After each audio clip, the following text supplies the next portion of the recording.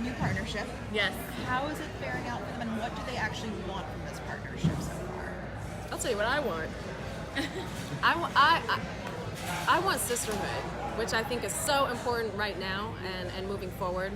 I think it's a great example for young kids, especially young women, young boys too. I think it's right in line with the movement and with changing the way that we see women and the images that are on TV.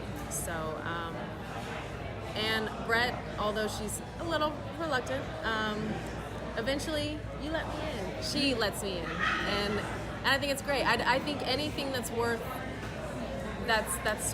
having, which is this partnership, this friendship, this familyship, is worth fighting for.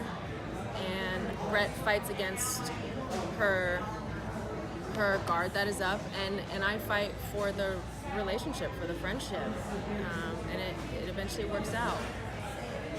Yeah, it's a very, I like that the writers allowed this to be a very slow burn, because obviously the end of last season, everyone is just dealing with the void that's left by Dawson, and Ambo 61's had somewhat of a swinging door. We've had a couple of partners in there, in and out, and so I think Brett is very resistant to welcoming anybody new in, and the writers did a good job of really drawing out the slow melt of her getting used to Emily and having some kinship with her, but it takes a long time, and I think that we'll continue to see over the course of the first 9 episodes, there's so much that we learn about Emily simply because she's not, like, Brett doesn't ask, and it just has to come out, and normally she would be like, oh, I want to know your whole life story, and she's just not in that place at the beginning of the season. She's really grieving the loss of her